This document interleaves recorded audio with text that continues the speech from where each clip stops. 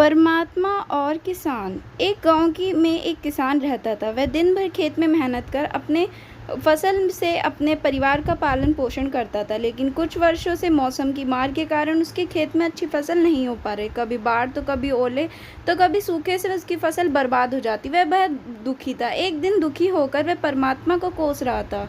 तभी परमात्मा ने उसे दर्शन दिए और उसके दुख का कारण पूछा। किसान बोला, भगवान, आपको खेती की कोई जानकारी नहीं है।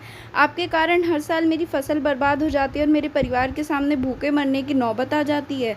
एक साल मेरे हाथ में मौसम को नियंत्रित करने की शक्ति दे दीजिए, फिर देखिए कैसे मैं फसल लहराता और अंत में सबका पालन पोषण करता हूँ। परमात्मा बोला, ठीक है, आज से तुम ही मौसम को नियंत्रित करोगे, मैं इसे कोई दखल नहीं दूंगा। किसान बहुत खुश हुआ। उसने उस साल गेहूं की फसल बोई।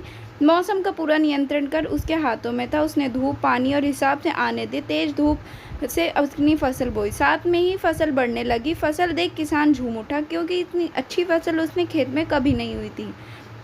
जब कटाई का समय आया तो वह उत्साहित था। वह मन ही मन सोचने लगा, भगवान को पता चलेगा फसल कैसे की जाती है। फसल कटाई का समय आने पर किसान ने फसल की कटाई की और गेहूं की बालियां देख उसके होश उड़ गए। एक ही बाली के अंदर गेहूं नहीं था। वे विकल्प करते हुए परमात्मा को याद कर परमात्मा प्रकट हुए। वह बोले, हे भगवान, ये मेरी फसल को क्या हुआ? परमात्मा बोले, इस बार सब कुछ तुम्हारे नियंत्रण में था। तुमने हवा, पानी, धूप सब कुछ फसल को अनुमति दिया, तब भी खोखली हुई क्यों? इसका कारण है कि तुमने फसल को संघर्ष का अवसर ही नहीं दिया। ना वह कड़ी धूप में तपी, ना ही बारिश की बौछार पड़ी, ना ही तूफानी आई। इस कारण वह खोखली रह गई। कड़ी धूप, तेज धूप, आंधी जैसी चुनौतियों का सामना कर ही फसल उगती है। इस चुनौती का सामना करने की शक्ति उनमें थी ही नहीं। इस बार बिना संघर्ष के वह खोखली रह गई।